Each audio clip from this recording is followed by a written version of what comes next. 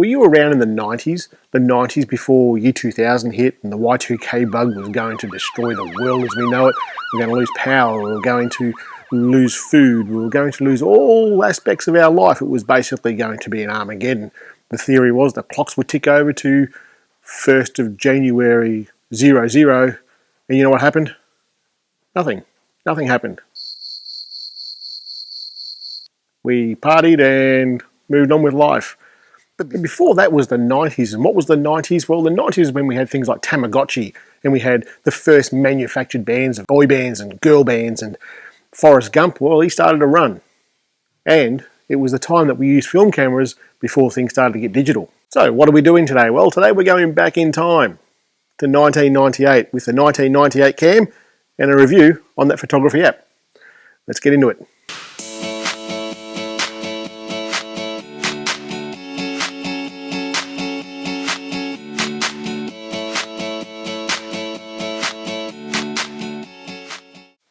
G'day guys, Shane Mostyn here. On this channel we teach you all about small sensor photography. That's your phone, that's your GoPro and things like that. So if you're new here, make sure you subscribe and check out the description notes for all the links to all the things that we're going to talk about here today. Let's get into it.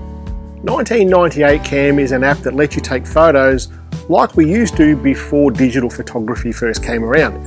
With this app you can take some pretty authentic looking vintage sort of photos pretty simply. Anyway, let's get into this app. If you hang around at the end, I'll show you some pretty cool things that this app can do that's not readily apparent. But before we get into the app, let's have a look at where I am here today. I'm actually not going to tell you where I am today. I want you to have a bit of a guess. This is the sort of place that it is. We have a look at the floor. There's all slatted floors. There's all these little gates and pens that are interlaced in amongst this place. It's a pretty good sized building. It'd be good.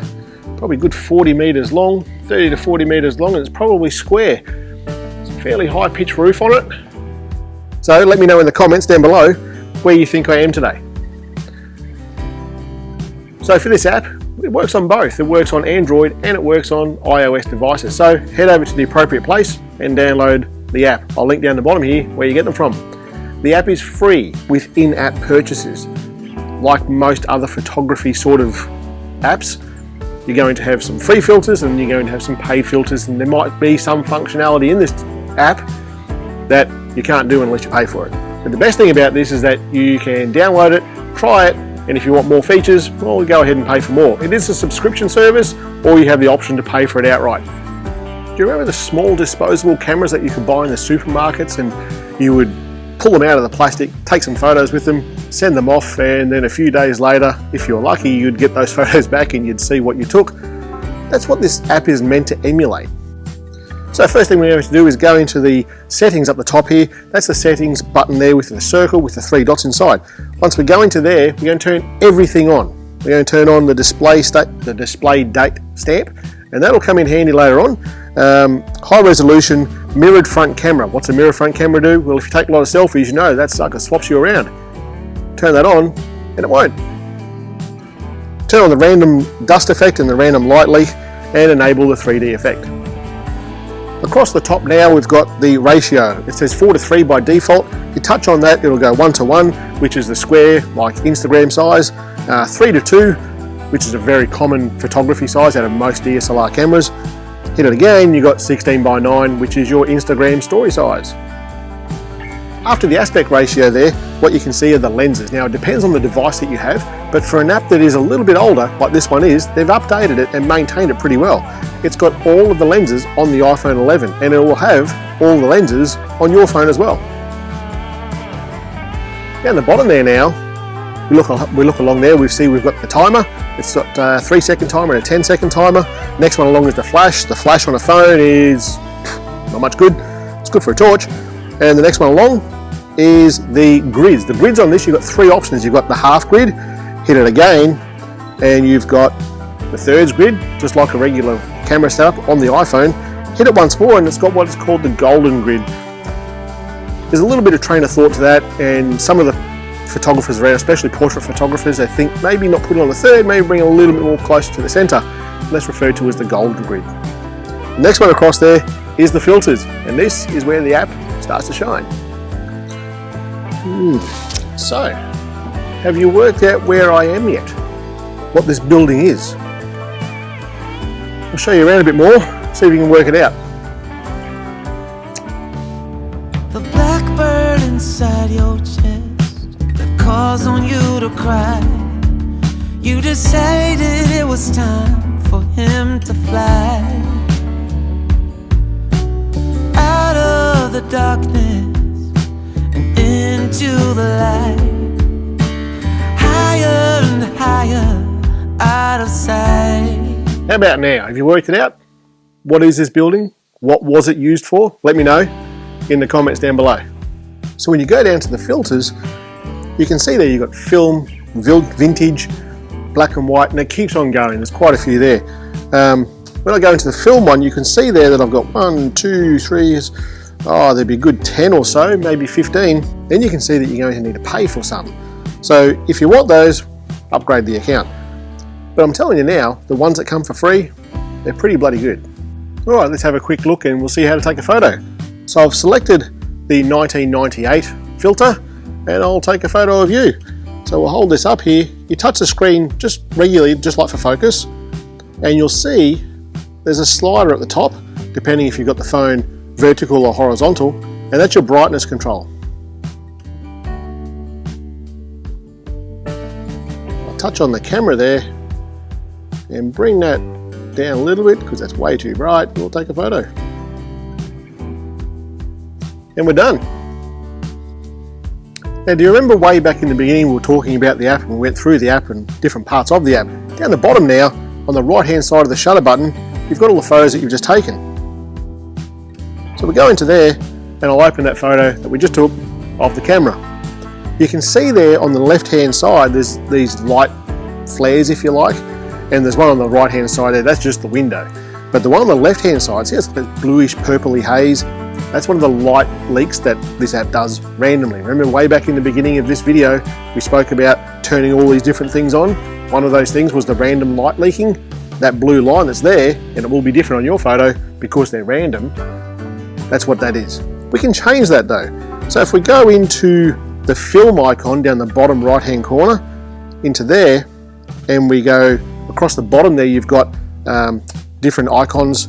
You can change all the filters that you've already just done. So the camera app will go back and change the filters on the photo that you took it in that other filter. But if we go along the bottom list of icons there, bottom row of icons, the second one from the left, they're your light leaks. And you can actually change those light leaks, like I'm doing, right there.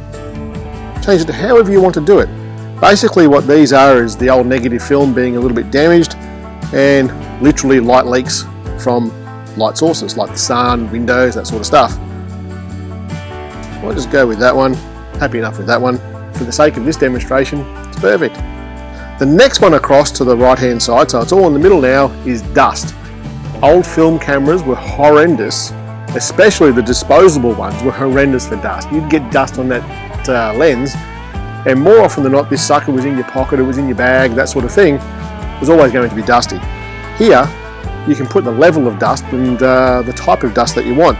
So you've got all these different dust elements there, and if you hit on that icon one more time, you can change the hue, the saturation, the intensity of all that dust. Hit the tick. We'll go to the next one across now, and this is your date time stamp. So you can actually change the date that appears down the bottom right hand corner of all these photos. If you go into there, you can actually just take it from the photo date, the no date, today's date, or you can actually pick a date and put in there. So if you wanted to say, I was in this building, which is what? I'll tell you in a minute. You can say, I was in this building in 1968, taking a photo. The next one across is all of the different effects that you can have, and most of these you pay for. Do you want them? Personally, I'd have no need for them at all. Next one across are your sliders, and your sliders in this are not really that different to any other camera editing app. You've got brightness, contrast, saturation, vibrance, white balance, it says warmth, all those sorts of things. They're all there and they all work the same, and it's very intuitive the way that it works. It just works like Snapseed and things like that. I'll link a playlist up the top here and you can see what I'm talking about with editing in Snapseed. The next one across is the vignette, and it's kind of a vignette, but it also has like bracketing, if you like across the top and across the bottom. And you can see there with what I'm doing, just how that works. You can also adjust the radius, the intensity, and so forth of those. So after the vignette, we've got cropping tool. You can change the aspect and so forth in this part of the tool. Free cropping, and you can just change it just like, it's very intuitive, like I say. What I can also do is flip things. If we want the left-hand side of this photo onto the right-hand side, well, we just flip it just like that, or vertically just like that. The next one across is skewing. This is really, really handy for architectural sort of photography. When you've got buildings and you take a photo of a building and it's all skewed because of the angle that you're taking this on. Well, you can change that with this app. It's kind of cool, huh? Next one across is straightening, and that's just for your horizon if it's not straight or you want it to be crooked for your artistic way that you take a photo. The next one across is exporting straight to Instagram, Twitter, Facebook, that sort of business, but that's a paid part of this app. The next one across is a preset. So say that you're happy with all the things that you've done to this photo right now. You've put this light leak into it, you've used this filter, you've turned the saturation up a little bit, you've put this vignette onto it, and you think, I really like that. And if I could do all my photos of my Instagram feed so they all look very similar, I'd like to be able to do that to all these photos that are going through everything I've just done. Well, you can go into the presets, hit the plus preset, and it will save everything that you've just done to that photo as a preset. And when you go back in there and apply those filters on your next photo, it comes up as a preset.